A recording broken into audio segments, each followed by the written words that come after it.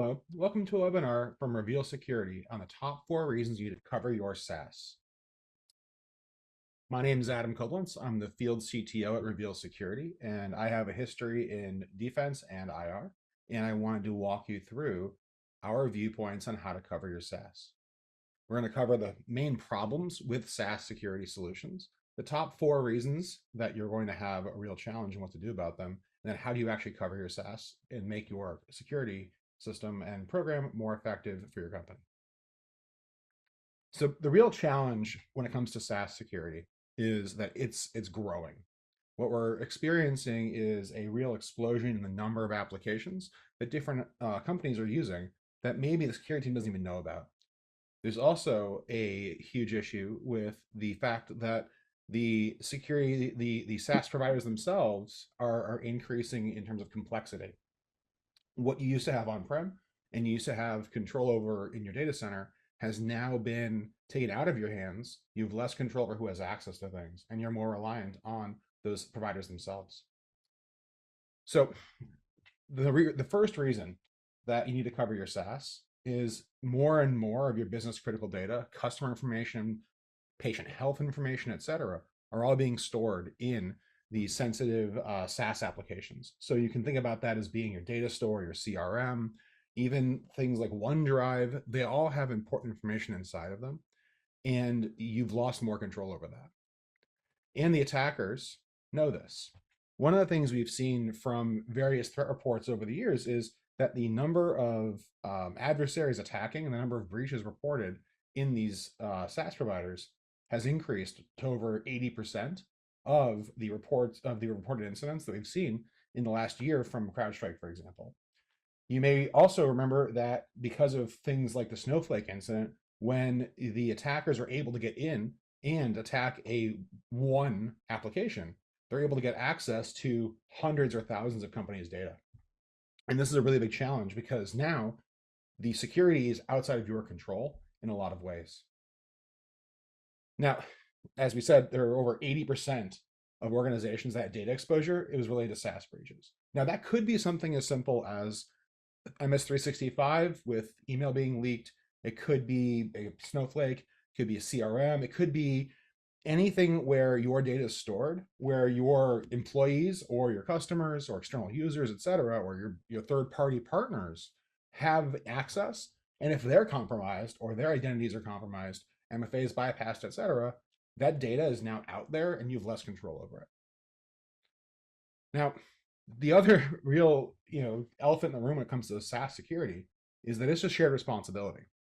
And often this is actually an implied contract, not a black and white legal one. So for example, many of these SaaS providers will tell you that in their best practices model, you should enable the audit login. The challenge with that is that that's implying that you're going to do something with those audit logs. And the other issue that we've seen is many SaaS application providers or CSPs sometimes require you to pay additional money to get access to those audit logs.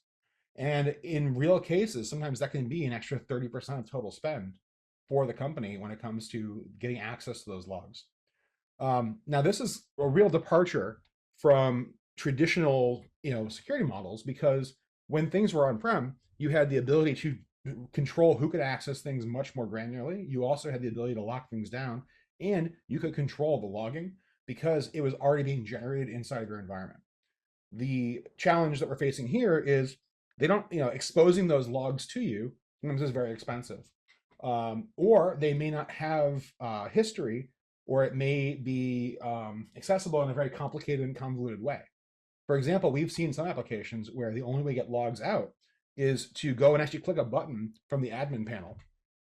That doesn't seem very productive and very scalable when you're talking about a large organization. Now, the other challenge when it comes to why you need to secure your SaaS is there's a real lack of visibility into SaaS and cloud providers and the way that those things work. And so because of that, it's easy to have a false sense of security. The burglar alarm that never goes off but it's still there, makes you feel more secure, when in reality, maybe it's not hooked up. You don't know that. And it's a real challenge because when it comes to what's available to you to actually secure your data and the things that drive your business, you're really limited to mostly access controls, not so much the underlying understanding of what's happening inside of the environment and your application estate. So because of this, it's a real challenge. You have this belief that what you're doing is working and that your data is safe. And we also have all of these new requirements from the government and regulators around how quickly you have to provide information to the public and report when you've had an incident. But this visibility concern really, makes that hard to comply with.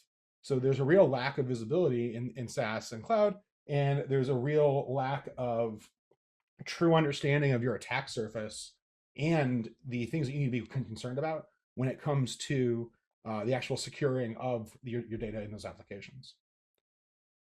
Now, what should you do to help make sure you're covering your SaaS? The first thing is, and this is again near and dear to my heart, is really you should only be working with vendors that have proper logging. If you don't have logging, you don't know what's happening in your application. And that's true everything from software engineering all the way through to performance to security. So when you're trying to figure out what's going on in an application that has your data, if they don't have logging, you should not be working with them because you have a compliance requirement to actually have and store logs related to several kinds of data. For example, the patient health information or other kinds of PII, if you don't have the logging, you don't know what's happening, and that's not okay from a compliance perspective. We should absolutely talk about incorporating SSPM. So posture management's huge, understanding what applications are even being used in your environment, understanding who has access to them, how they're locked down.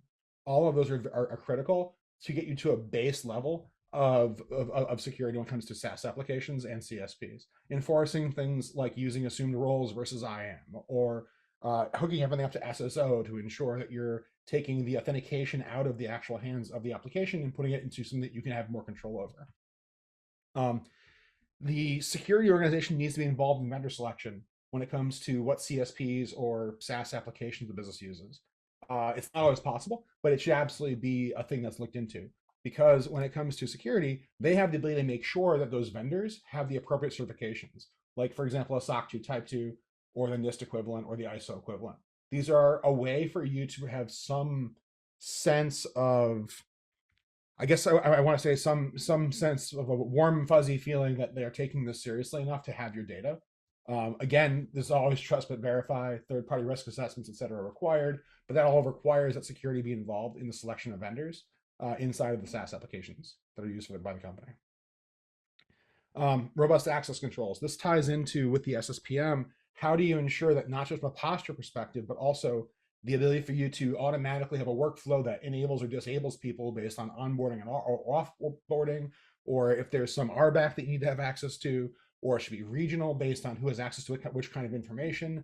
Some of the people we've talked with have had concerns over even employees in the same office having access to different levels of data based on who they are or what their actual role is, and those kinds of things. We need to make sure that you have those access controls, because everything that you're doing with SaaS, or the vast majority of what you're doing with SaaS, is really tied to just keeping things where they are and making sure only certain people have access. I mean, MFA, phishing-resistant MFA, et cetera, are all a key part of that, and that all ties into the access controls. Now, also, like I said about the audit logging, you have to make sure that you have the logs and that there's somewhere they can actually be used. Because the other challenge with this is, from a detection standpoint, you're really limited. Things like AWS have guard duty, they have detective, they have CloudTrail with some built-in things there. That's great, but you still need to have all the logs, either from the alerts and the audit logs, or at least just the audit logs, because you need those to help drive your SIEM and your SOC to understand what's going on in the environment. And without those logs and be able to search across, for example, your SSO logs and your SaaS app logs, you're kind of losing an extra visibility layer there. And we also think it's really important to look at what the authenticated identities are doing in those logs. Because, for example, someone who has an MFA bypass, or bad guy does MFA bypass, they're still going to show up as that authenticated, trusted user inside of the application. And because of that, we're going to have an issue of trying to identify, the good normal usage versus the anomalous or malicious usage.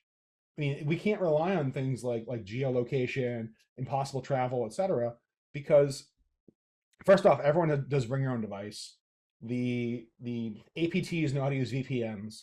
People are traveling all over the world now. We're doing a remote first work culture in a lot of ways. And if you can't look and see what the authentic identities are doing inside of the applications, you're losing everything except for the initial access layer. So this is where Reveal Security comes in. We help you detect attacks in your SaaS applications. We monitor continuously the audit logs from those applications to then accurately detect and respond to suspicious activity inside and across your application estate, your CSPs, single sign-on, IDP, etc. Thank you. Have a great day.